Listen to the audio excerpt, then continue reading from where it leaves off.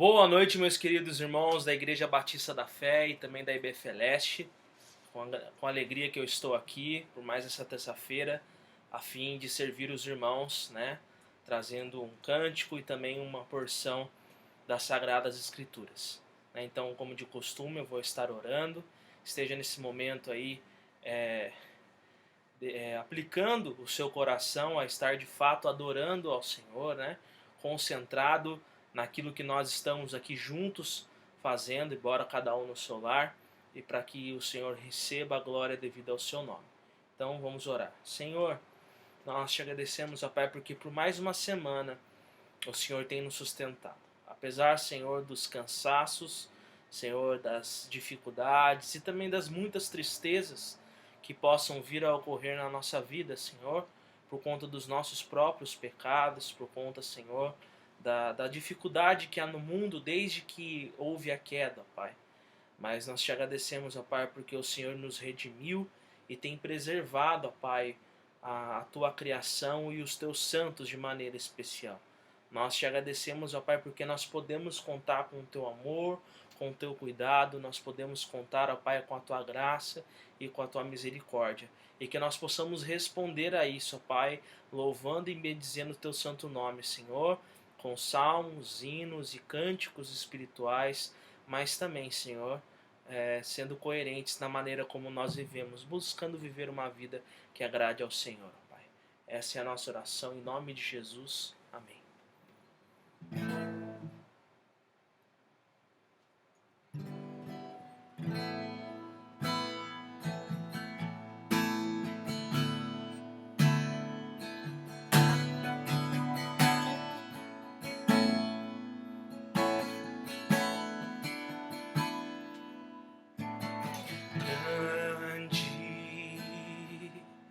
É o Senhor e muito digno de louvor. A cidade do nosso Deus, teu santo monte. A alegria de toda a terra.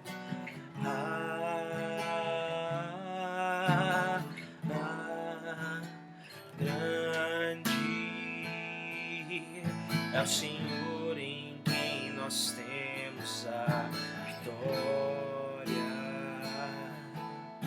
que nos ajuda contra o inimigo. Por isso diante dele nos prostramos,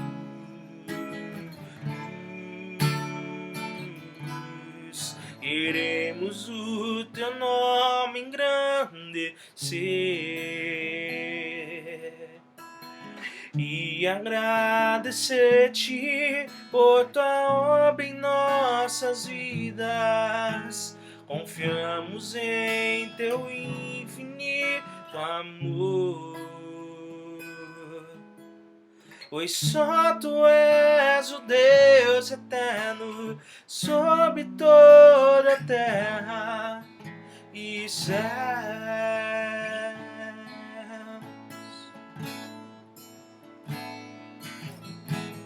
Grande é o Senhor e muito digno de louvor.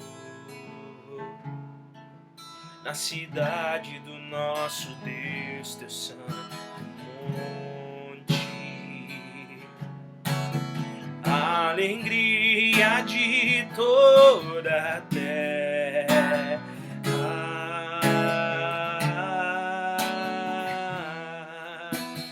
Grande é o Senhor em quem nós temos a vitória,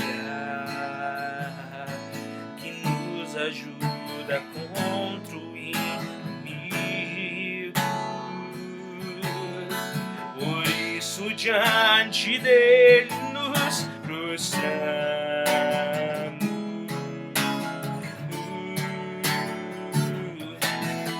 queremos o teu nome engrandecer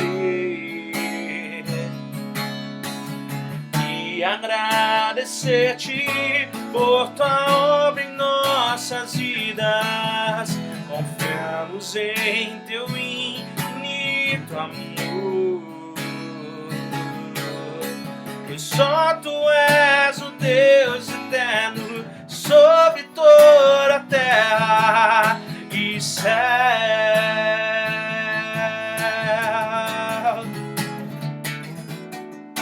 Queremos o teu nome engrandecer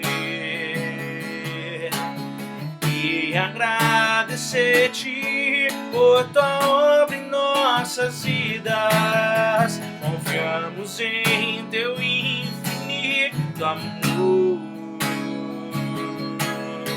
pois só tu és o Deus eterno sobre toda a terra e céu, sobre toda a terra e céu, sobre toda a terra e céu.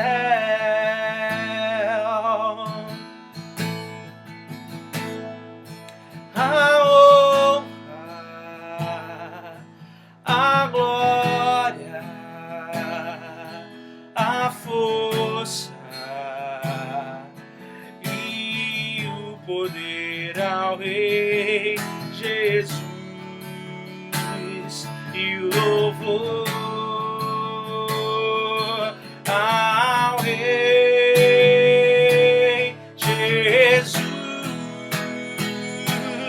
A honra, a glória, a força e o poder ao Rei Jesus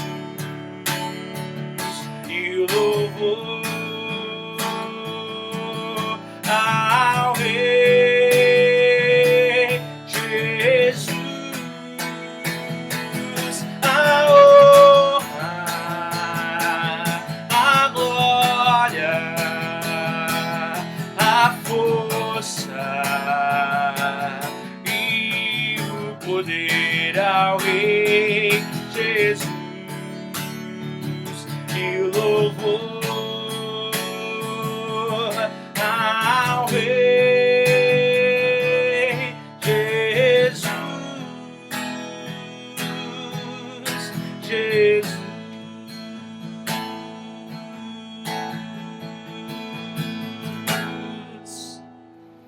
Amém.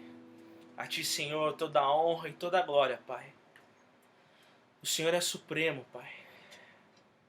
E, ó Pai, a supremacia, Senhor, do Teu Filho, Senhor, é revelada, Pai, através, ó Pai, da Sua suprema obra redentora na cruz do Calvário, Pai. E, Senhor, como é bom debruçarmos, ó Pai, a respeito desse assunto, do quanto Cristo é supremo e quanto a Tua obra é suficiente. Que o Senhor receba o nosso louvor e a nossa adoração e que o Senhor fale conosco por meio da Tua palavra. Em nome de Jesus. Amém.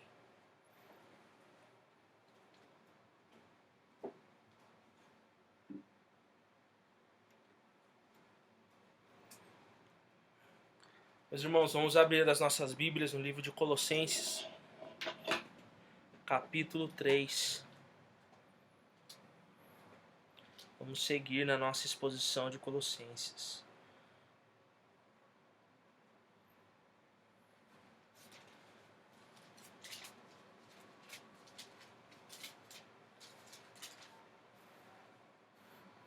Tá faltando um livro aqui, né?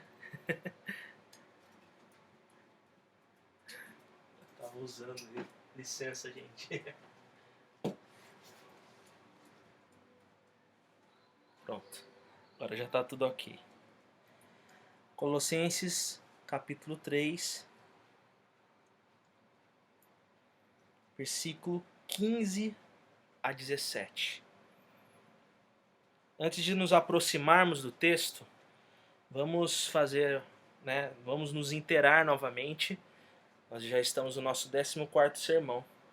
Mas os irmãos sabem que nós estamos agora nessa sessão das Escrituras, nessa sessão da carta de Colossenses, que fala a respeito das implicações práticas de nós estarmos em Cristo Jesus, né? Foi feita uma grande obra antes da fundação do mundo. Já foi determinado que Jesus Cristo haveria de morrer por todos aqueles que haveriam de crer nele para a salvação. E embora a queda tenha sido de fato uma realidade, já havia algo preparado, não havia um plano B. Jesus Cristo é aquele que haveria de trazer, de reestabelecer toda a criação e fazer com que o propósito de Deus de criar na terra um reino seu estabelecido e governado por meio do Messias aconteceria.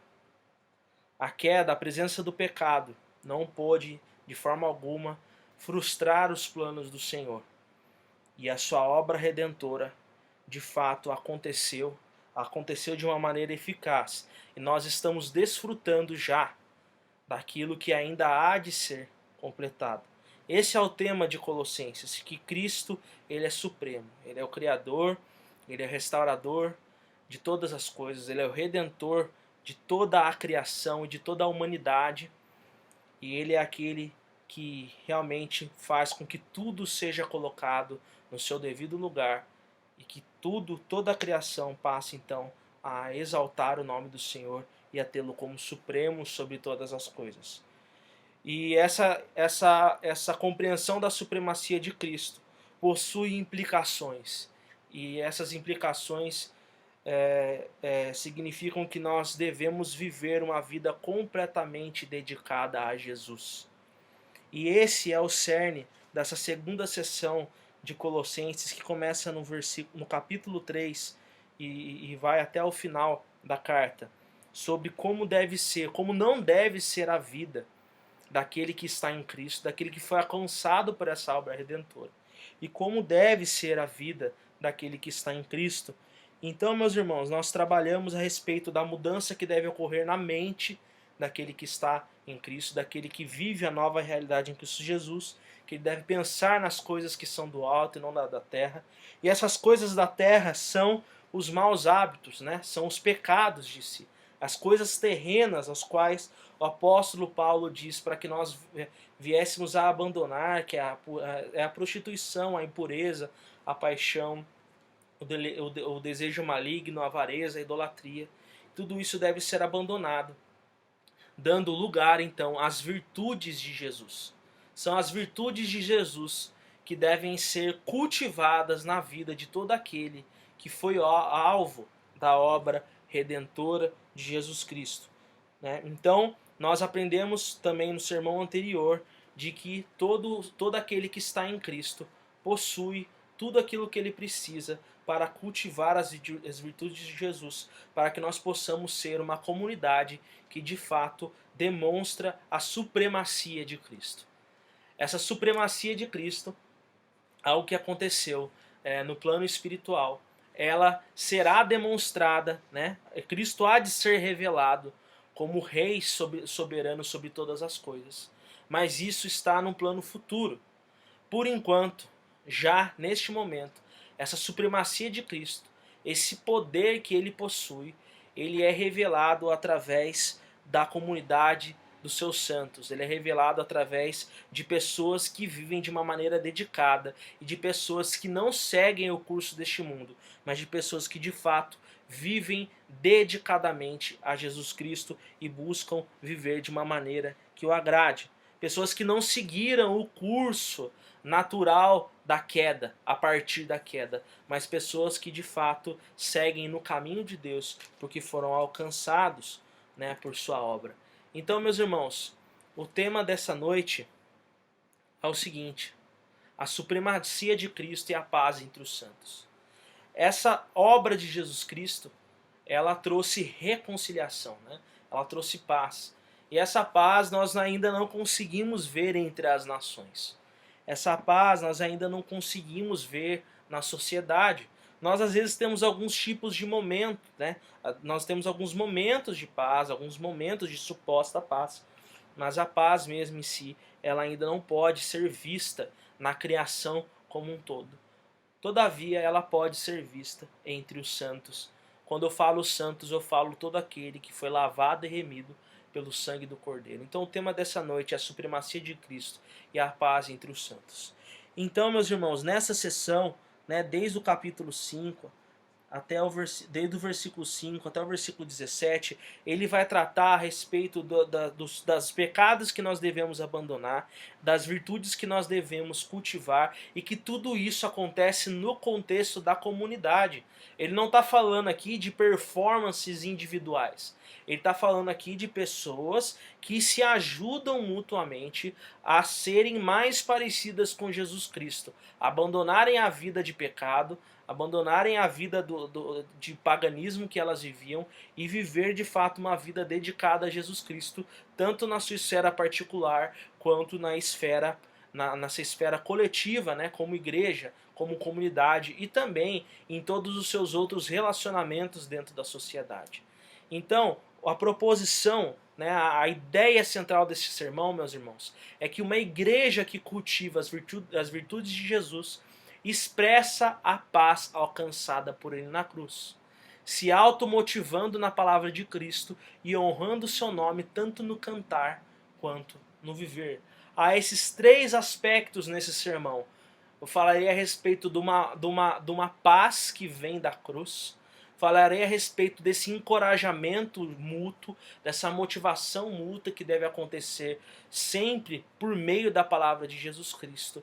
E a questão daquilo que nós cantamos e daquilo que nós vivemos. Então, relembrando a ideia central, meus irmãos, uma igreja que cultiva as virtudes de Jesus, expressa a paz alcançada por ele na cruz, se automotivando na palavra de Cristo e honrando o seu nome, tanto no cantar quanto no viver. Mas, meus irmãos, de que maneira vive uma igreja virtuosa em Cristo? Essa comunidade que cultiva as virtudes de Jesus, de que maneira eles vivem? Primeira coisa, nós aprendemos, né, antes de entrar no primeiro ponto, nós aprendemos nos sermões passados que são indivíduos que abandonam a vida de pecado para cultivarem as virtudes de Cristo em sua vida. Então é a comunidade de pessoas que buscam sempre mudar, pessoas que creem que podem mudar, né? E crendo e se automotivando, elas conseguem. Então, no primeiro versículo, meus irmãos, nós podemos ler assim: seja a paz de Cristo o árbitro em vosso coração, a qual também fostes chamados em um só corpo, e sede agradecidos. O que Paulo está passando aqui, está ensinando aqui? A respeito da paz de Cristo ser o hábito no coração deles. Que as decisões que os colossenses e os laodicenses precisavam tomar, elas tinham que ter um ponto de partida, né? Elas tinham que ter uma base, elas tinham que ter um começo. Nós vamos tomar a decisão, o árbitro dentro dos nossos corações, ou seja, as nossas tomadas de decisões, elas vão se basear em quê? Nós precisamos entender aqui, trazendo de novo o contexto. Lembra, meus irmãos, que o contexto era do quê? De uma igreja sofrendo heresias, e heresias as quais buscavam minar a suficiência de Cristo, dando lugar a um legalismo judaico, dando lugar a um misticismo, a um paganismo e a um filosofismo. Ou seja, uma mistura de ideias erradas que faziam com que as pessoas, com certeza, tivessem muitas dificuldades para tomarem as suas decisões. Muitas dificuldades não no sentido de que elas não tomavam, mas que elas tomavam e tomavam errado, de uma maneira errada. E com certeza isso trazia muitos conflitos, né, dentro da comunidade. Por quê? Porque não eram decisões baseadas na palavra de Deus, não eram decisões baseadas no Evangelho, mas eram decisões baseadas em princípios errados e, consequentemente, que traziam consequências muito danosas à comunidade. Então, meus irmãos, aqui Paulo está querendo dizer que eles precisam ter como árbitro do coração a paz de Cristo. E qual é essa paz? Que paz que ele está querendo dizer? Será que ele simplesmente está aqui querendo ensinar a eles que eles precisam, antes de tomar uma decisão, ter um sentimento, uma calmaria dentro do coração? Não. Nós precisamos analisar o discurso, irmãos. Ele não está falando a primeira vez a respeito de paz. esse sentido de paz não é a paz que talvez você esteja pensando que seja, né? Aqui ele não está querendo dizer que eles devem ser aquele tipo de pessoas que evitam o conflito, porque nós precisamos viver em paz. Então, não vou bater de frente com ninguém.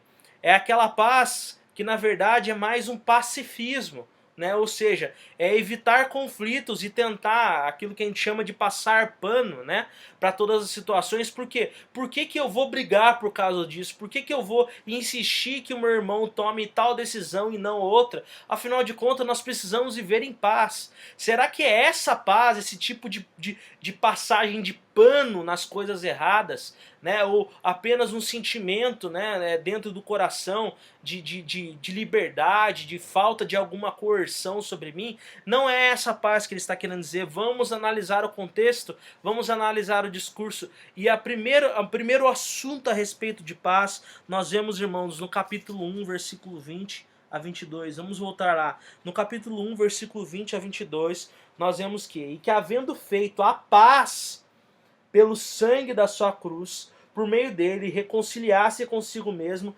todas as coisas, quer sobre a terra, quer nos céus. E a vós outros também, que outrora éreis estranhos e inimigos do entendimento, pelas vossas obras malignas, agora, porém, vos reconciliou no corpo da sua carne, mediante a sua morte, para apresentar-vos perante ele santos e culpáveis e irrepreensíveis. É a paz que vem da obra de Cristo. Então, meus irmãos, o primeiro ponto deste sermão, respondendo à nossa pergunta, de que maneira uma igreja vive, uma igreja virtuosa vive? De que maneira vive uma igreja virtuosa em Cristo? Tomando decisões baseadas na obra reconciliadora de Jesus. Tomando decisões baseadas na obra reconciliadora de Jesus. Por que que ele está falando isso? Porque não era a heresia de Colossos, não trazia uma proposta de tomada de decisões baseadas no Evangelho.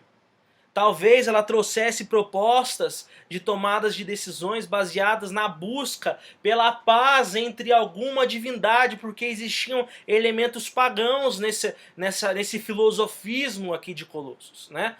Onde dentro do paganismo a pessoa precisava ficar realizando oferendas, precisava ficar tentando agradar as divindades, a divindade que trazia a chuva, uma divindade trazia o sol, outra divindade dava fertilidade, outra divindade fazia com que as plantações pudessem crescer e trazer as colheitas. Havia divindades, haviam centenas, talvez até milhares de divindades, meus irmãos. E trazendo esses elementos pagãos dentro da vida dessa igreja, talvez essas pessoas pudessem ficar confusas e buscando alcançar uma paz por meio de algum tipo de legalismo, ou seja, de fazer com que essas divindades, ou até mesmo trazer isso para o relacionamento delas com Deus. Mas aqui o apóstolo Paulo nos traz uma proposta de tomada de decisões em liberdade. Ou seja, eu posso tomar as minhas decisões confiante na palavra de Deus, porque Cristo Jesus trouxe toda a paz que eu precisava. Por quê? Porque antes eu era inimigo de Deus, antes eu estava em guerra com Deus, mas Jesus Cristo morreu pelos meus pecados, me redimiu e agora eu estou em paz com Deus. E eu tenho certeza que Ele cuida de mim. Eu tenho certeza que Ele traz tudo aquilo que eu preciso. Eu tenho certeza que Ele há de prover as minhas necessidades. Logo, essa paz de Cristo, essa paz que vem da obra reconciliadora de Jesus, me traz liberdade para obedecer a Ele nas tomadas das minhas decisões. Depois, meus irmãos, no capítulo 2, versículo 15, fala: e despojando os principados e as potestades, publicamente os expôs ao desprezo, triunfando deles na cruz. Ou seja, nós já estamos em paz com a maior, na verdade não a maior, a única divindade que existe, o nosso Deus Trino. Então, meus irmãos, uma igreja que vive de uma maneira virtuosa em Cristo Jesus, ela toma decisões baseadas na obra reconciliadora de Jesus Cristo. Ou seja, ela toma decisões pautadas no Evangelho. Ela toma decisões convictas na palavra de Jesus Cristo. Ela toma decisões aos quais ela consegue confiar os resultados somente a Deus. Porque ela crê que esse Deus é soberano. Ela toma suas decisões baseadas na paz que vem da obra de Cristo. Ela entende que ela não precisa ficar apaziguando Deus. Ela entende que ela não precisa ficar negociando com a divindade suprema. Ela entende que Cristo, por meio da sua obra, trouxe essa paz. E ela toma decisões baseadas na obra reconciliadora de Jesus. E perceba, meus irmãos, que essa paz de Cristo, perceba que é ela que forma o corpo de Jesus Cristo. É ela que forma a igreja, porque o fato de nós não estarmos em Cristo fazia que nós vivêssemos em inimizade com Deus e inimizade com os nossos irmãos.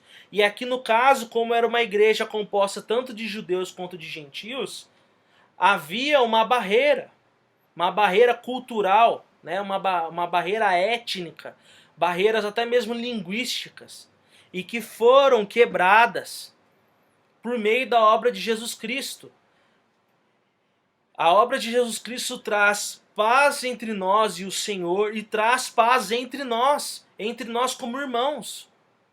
E faz com que que nós abandonemos uma vida de um contexto, de uma comunidade briguenta, para sermos uma comunidade que vive baseada na obra reconciliadora de Jesus. Eu não tenho por que eu ficar brigando com o meu irmão, sendo que a obra de Cristo traz paz. Ou seja, nós precisamos tratar os nossos conflitos baseados no Evangelho. Então, se Deus não está irado com o meu irmão, se Deus perdoa o meu irmão, não tem por que eu ficar irado com ele. Eu tenho que tratá-lo de acordo com a forma como Deus o trata.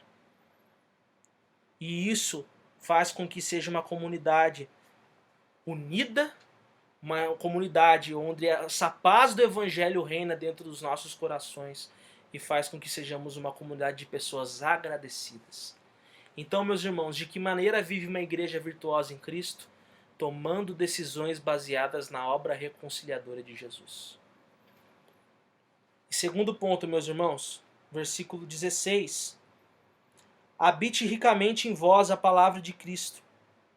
Instruí-vos e aconselhai-vos mutuamente em toda a sabedoria. Vamos até essa parte. A próxima parte do versículo vai ficar para o próximo ponto. Habite ricamente em vós a palavra de Cristo, instruí-vos e aconselhai-vos mutuamente em toda a sabedoria. O que Paulo está querendo dizer para os seus ouvintes aqui? De que embora as heresias que estavam atacando a igreja fossem heresias muito sutis, talvez fossem... Toda heresia, meus irmãos, ela é muito bem montada. Ela tem lógica. Ela é filosoficamente apresentável. Ela é bonita. Assim como nós vimos na narrativa do Éden, de que a maçã ela era desejável aos olhos, parecia ser algo apetitoso. As muitas maneiras de pensar que o mundo propõe são também desejáveis.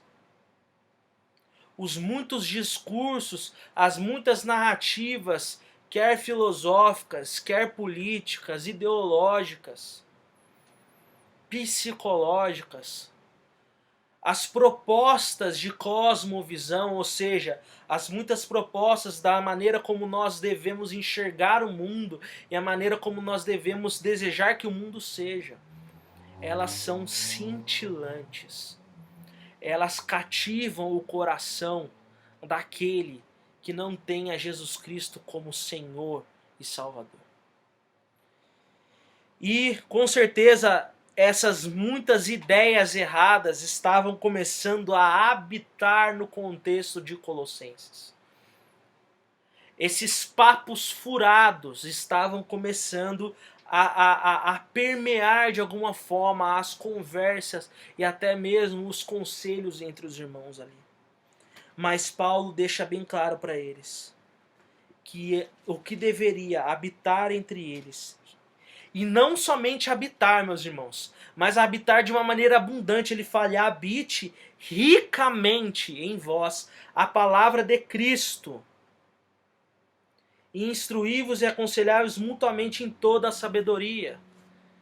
Então, meus irmãos, Paulo está insistindo para eles aqui: não permitam que ideias mundanas, não permitam que ideias hereges, não permitam que ideias erradas, por mais cintilantes que sejam, venha a habitar entre vocês e entre as conversas de vocês. O que deve habitar, aqui Paulo fala, entre vocês é a palavra de Cristo Jesus, meus irmãos. E isso deve ser a base da instrução, do aconselhamento, da motivação mútua entre eles na caminhada com Cristo. Então, o segundo ponto, meus irmãos, dessa mensagem, respondendo à nossa pergunta central: de que maneira vive uma igreja virtuosa em Cristo? Aconselhando-se mutuamente na palavra de Deus, de maneira abundante. De que maneira vive uma igreja virtuosa em Cristo? Aconselhando-se mutuamente na palavra de Deus, de uma maneira abundante. É isso que deve habitar entre nós, meus irmãos. Meus irmãos, nós não podemos permitir que outras propostas, que não aquilo que a Bíblia nos ensina, seja o que esteja nas nossas conversas. E nós precisamos cuidar disso, porque a boca fala do que está cheio do coração.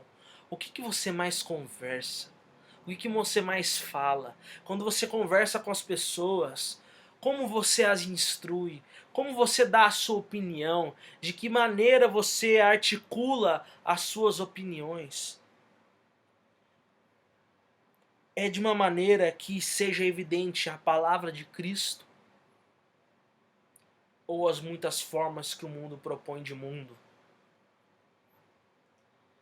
Meus irmãos, o princípio que Paulo está querendo dizer aqui, que a base de conhecimento dos nossos relacionamentos deve ser a palavra de Deus. Deve ser a palavra de Deus.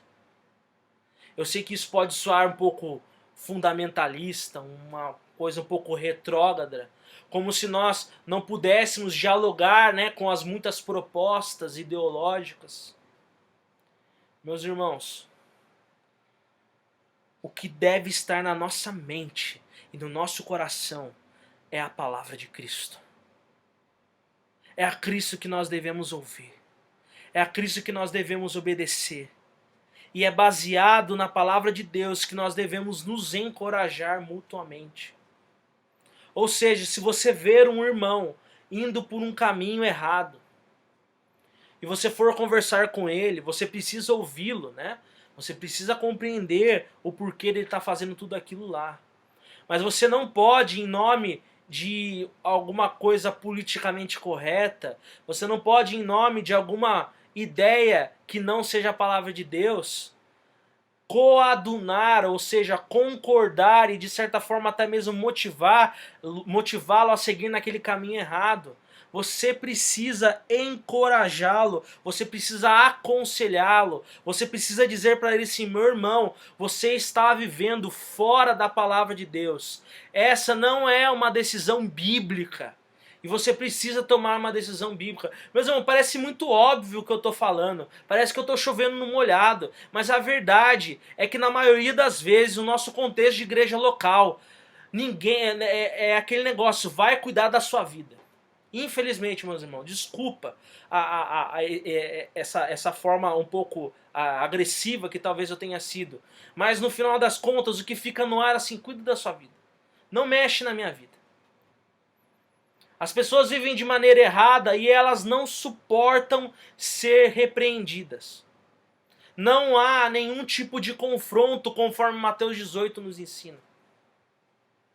Não existe cuida da sua vida no contexto de uma igreja local, principalmente numa igreja que cultiva as virtudes de Jesus.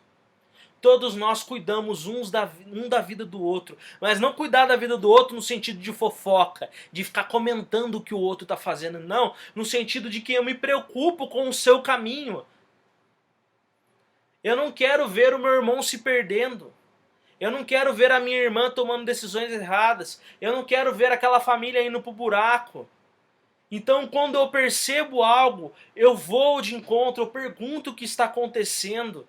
E eu busco, dentro da palavra de Deus, alertar e encorajar a obediência à palavra de Jesus Cristo. E isso tem que ser abundante, isso não tem que ser de vez em quando. Meus irmãos, o aconselhamento bíblico, ele é uma bênção. E os muitos treinamentos que nós temos, a nossa igreja participa disso, né? O nosso querido pastor Flávio é mestre nessa área, pastor Alex também.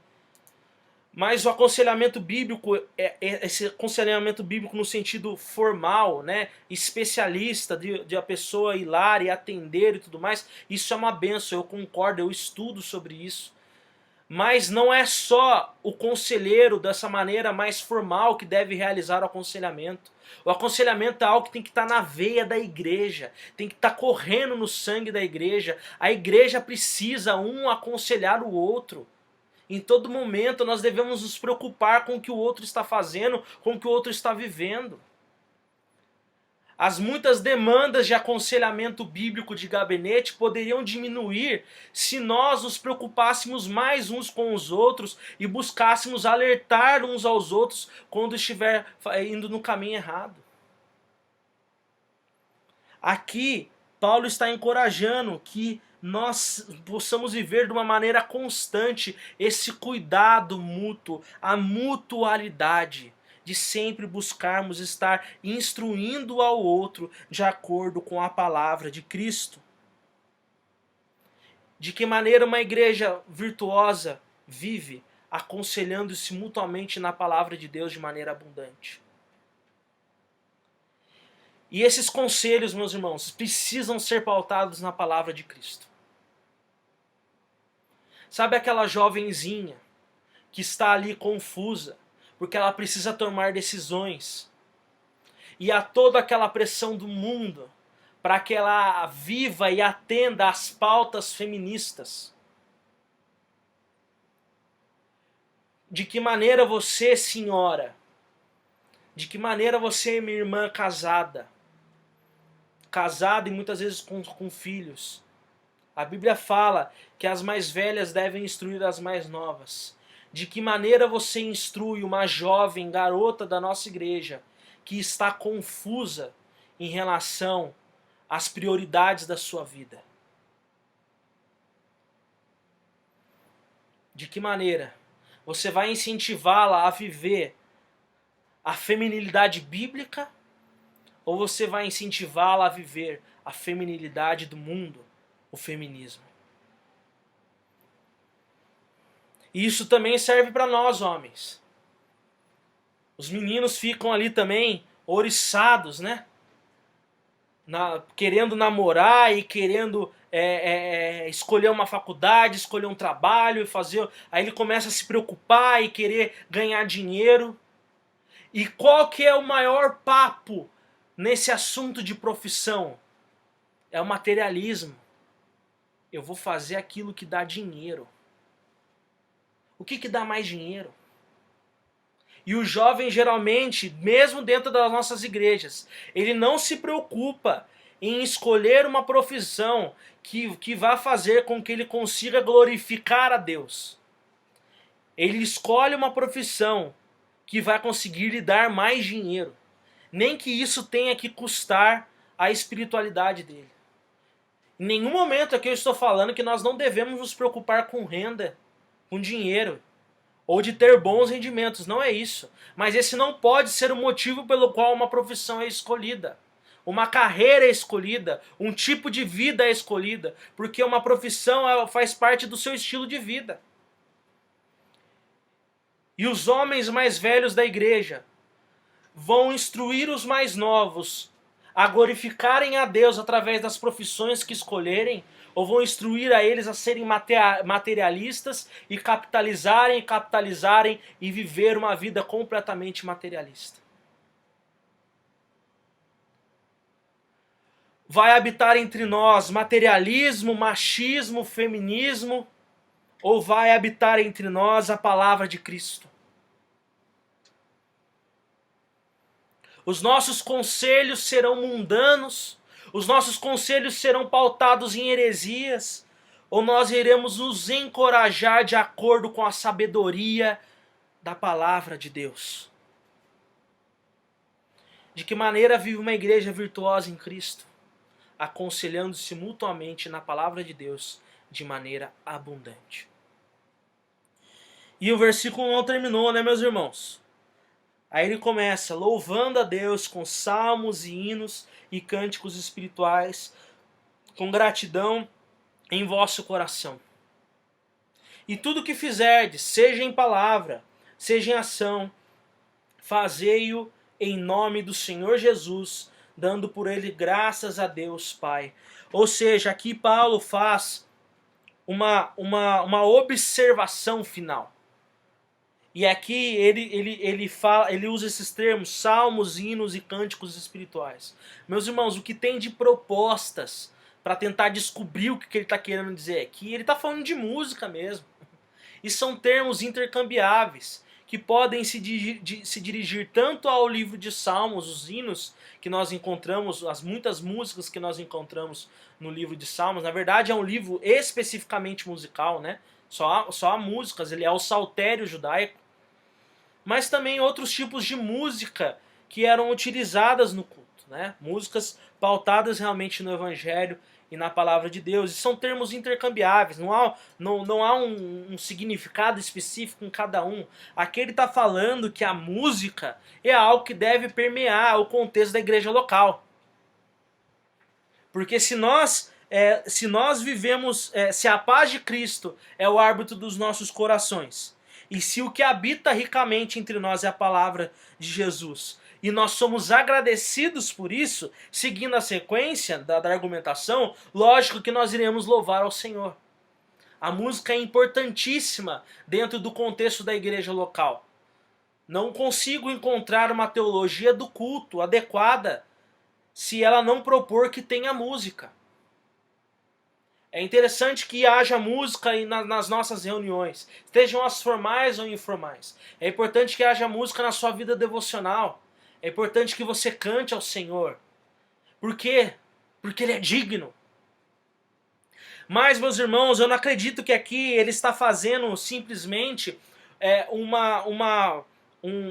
ensinando uma doutrina a respeito da importância da música no contexto da igreja local. Eu acredito que há outros textos que nós poderíamos usar para isso. Mas acredito que ele está querendo dizer aqui, se complementa no versículo 7. E tudo que fizerdes, seja em palavra, seja em ação, fazei-o em nome do Senhor, dando por ele graças a Deus Pai. Ou seja, ele está querendo dizer que deve haver coerência entre aquilo que nós cantamos e aquilo que nós vivemos. De que maneira vive uma igreja virtuosa em Cristo? Meu terceiro ponto é honrando o nome de Jesus quando cantamos e quando vivemos. Ele quer dizer aqui a totalidade do ser do crente, a totalidade da vida da comunidade virtuosa. Ela busca ser coerente em tudo aquilo que ela canta, em tudo aquilo que ela vive. Ela honra o nome de Jesus não somente quando abre a boca para cantar, mas quando abre a boca para tomar decisões, mas quando abre a boca para poder instruir, quando abre a boca para poder aconselhar, para poder abençoar, quando abre a boca para cantar. E quando ela vive a vida comum nesse mundo. Honrando o nome de Jesus quando cantamos e quando vivemos. Meus irmãos, olha a profundidade dos cânticos que nós cantamos. Olha o que nós cantamos domingo passado, neste domingo agora. Meu Deus, meu Senhor, a minha vida é para o teu louvor. Eu cantei muito mal essa música domingo porque a minha voz ficou embargada. Ficou embargada, principalmente porque era uma música que a minha mãe gostava muito e de certa forma eu me emocionei. Mas principalmente porque é uma música muito profunda. Eu queria ter mais que uma voz, eu queria ter mais que um amor, eu queria ter mais que uma vida para te oferecer, porque o nosso Deus ele é tão digno de honra e tão digno de glória, que eu queria entregar mais louvor, que eu queria entregar mais adoração, porque não há nada que eu possa fazer que consiga completar todos os elogios que ele deve receber. Mas, meus irmãos, isso tudo é muito bonito? É. Mas se chegar na segunda-feira, você trata mal a sua esposa, você trata mal o seu marido, você trata mal os seus filhos, o filho não obedece o pai e a mãe, não obedece o professor na escola, não busca honrar a Deus nos seus estudos, ser um bom estudante, não busca obedecer o seu patrão, não busca entrar dentro do horário, não é pontual com as pessoas, não paga os seus impostos, não paga as suas contas, mente, assiste pornografia, trai a esposa, trai o marido, é impuro, fica de conversinha e comete um monte de pecado e depois está lá na igreja, a minha vida é para o teu louvor, não pode. De que maneira vive uma igreja virtuosa em Cristo, honrando o nome de Jesus quando canta e quando vive? É isso que Paulo está querendo dizer. Tudo o que fizerdes, todos os aspectos da vida, ou seja, não há essa divisão entre sagrado e profano. O seu trabalho é para a glória de Deus, o seu casamento é para a glória de Deus, as suas finanças é para a glória de Deus, a sua alimentação é para a glória de Deus, a sua mente é para a glória de Deus, a sua vida acadêmica é para a glória de Deus, os seus estudos é para a glória de Deus, a maneira como você trabalha, como você vive na sociedade, a maneira como você vota, a maneira como você age politicamente, quer nas redes sociais, quer nas ruas, quer entre os seus parentes, tudo deve buscar, seja em ação, seja em palavra, ser feito no nome do Senhor Jesus Cristo. Não é só cantar, mas é viver. É honrar o nome de Jesus, fazendo com que a nossa vida seja uma música de louvor e adoração ao nosso Deus. Compreendendo que adoração não é só música, mas a adoração é um estilo de vida, onde eu procuro glorificar a Deus em tudo aquilo que eu faço. Concluindo, meus irmãos, de que maneira vive uma igreja virtuosa em Cristo? Tomando decisões baseadas na obra reconciliadora de Jesus. Compreendendo que nós fomos colocados em paz diante de um Deus santo e terrível, por conta de Jesus Cristo ter morrido na cruz pelos nossos pecados e recebido toda a ira de Deus que era para ter vindo sobre nós. Então nós tomamos decisões baseadas na obra reconciliadora de Jesus. Segundo ponto, aconselhando-se mutuamente na palavra de Deus de maneira abundante. As nossas conversas, o nosso papo, o nosso encorajamento mútuo, os nossos conselhos, o nosso aconselhamento é pautado na palavra de Deus com toda a sabedoria. E isso é algo que acontece de uma maneira abundante. Não acontece só nos gabinetes de aconselhamento, é algo que acontece na vida da igreja. A gente tem que se preocupar com a vida do outro e buscar encorajar um ao outro a viver na palavra de Deus. E o terceiro ponto, honrando o nome de Jesus quando cantamos e quando vivemos. Coerência.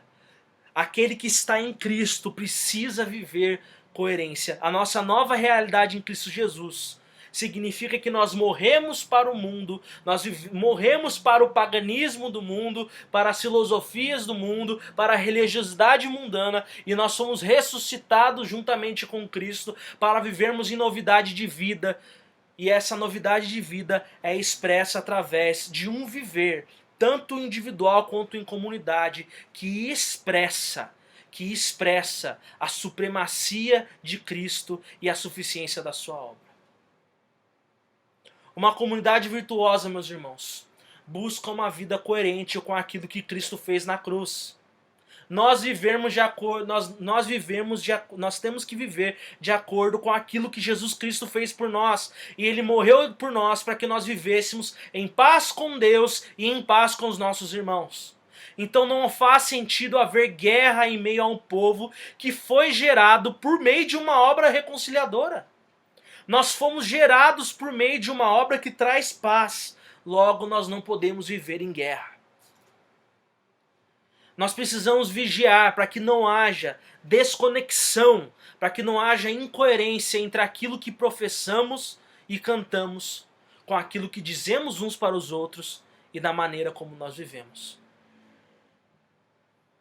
Não adianta nada nós temos um credo bíblico, com uma confissão bíblica, nós temos louvores bíblicos, nós temos pregações bíblicas, mas quando a gente vai se aconselhar, quando a gente vai dizer para o outro o que o outro tem que fazer, a gente só fala abobrinha. Não pode haver. Nós não podemos ser adoradores de meia pataca, como diz o nosso pastor Flávio no seu último sermão. Não deve haver desconexão, não deve haver incoerência entre aquilo que nós acreditamos, entre aquilo que nós cantamos, e com aquilo que nós nos aconselhamos e com aquilo que nós praticamos. O que uma igreja professa é o que ela precisa viver. Que Deus nos ajude a vivermos a supremacia de Cristo, demonstrada na paz entre os nossos relacionamentos.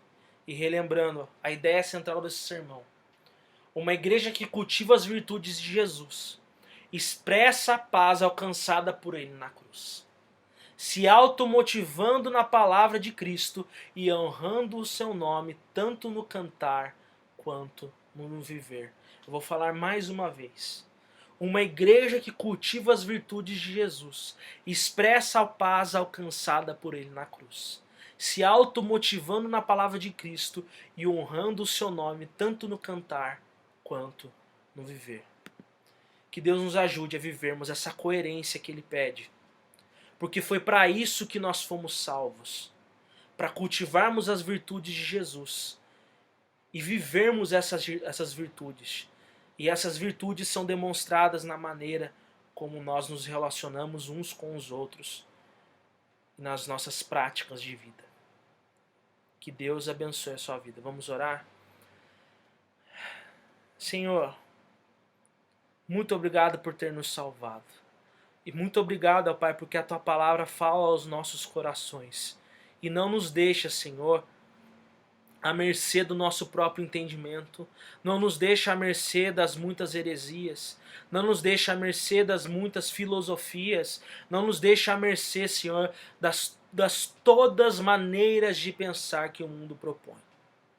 Muito obrigado, Pai, porque na Tua providência o Senhor nos dá, por meio da Tua palavra, Senhor, o conhecimento necessário para que nós possamos viver de uma maneira que agrade a Ti e para que nós possamos ser uma comunidade que cultiva as virtudes de Jesus. Abençoa-nos, ó Pai. Deus, nós não somos capazes. Nós não temos capacidade para isso. Isso só é possível, ó Pai, porque nós fomos colocados em paz diante de Ti por meio da obra reconciliadora de Cristo Jesus. Isso só é possível porque Jesus morreu por nós, para que nós tivéssemos as nossas vidas transformadas, ó Pai. Então, Senhor, que nós possamos tomar posse, Senhor, de todo esse poder que vem do Teu Santo Espírito, da Tua Palavra e também da comunhão dos santos, ó Pai, para que possamos viver de uma maneira que agrade ao Senhor, ó Pai. Senhor, essa é a nossa oração, em nome de Jesus. Amém. Que Deus abençoe a sua vida. Até mais.